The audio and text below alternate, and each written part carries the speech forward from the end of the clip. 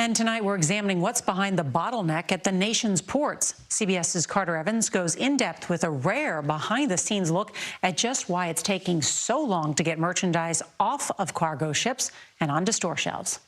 To truly understand the supply chain logjam, nobody knew who we were. Longshoremen, what is that? you have to start at the docks. Ramon Ponce de Leon represents the 14,000 longshoremen at the ports of LA and Long Beach. Because there is no space in the yard, there's not that much we can offload. You have nowhere to put the containers when they come off the ship. That's correct. That's because containers still waiting to be picked up are taking valuable space. This massive cargo ship holds about 5,000 containers. Normally, there'd be 4 to 5 cranes just like this one, unloading as fast as possible. But today, there are only 2. Crane operator Ricky McRae makes the daily ascent to his cab 14 stories up, but he says his container count is down more than 20%.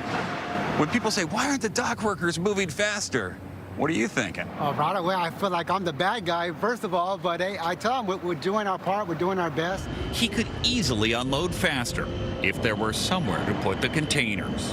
Why aren't there trucks lined up for miles to pick up all this stuff and get it out of here? I suppose they don't have a place to put it because the container has become the warehouse with just-in-time delivery. Just-in-time delivery is a cost-cutting strategy to import merchandise only as needed, reducing warehouse space. But that backfired with pandemic shutdowns. You may think these trucks line up and pick up the first load available. That is not the case. They are here for specific containers, and sometimes they're in the middle of the pile. It's like a giant game of Jenga. Move 4 containers to get to one on the bottom. Is that common? Yes, it's very common. Just for one container? Yes. And this year, dock workers expect to move a record 20 million containers through these ports.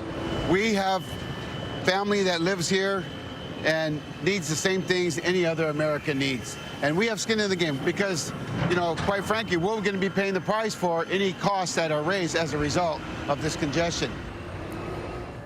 Now, some of these containers stacked up here at the port are actually empty. And today, California Governor Gavin Newsom said more ships are coming to get them out of the way. He also says he's looking for vacant lots to park some of these containers so it can give longshoremen room to do their jobs. Nora? You really explained it so well. Carter Evans, thank you.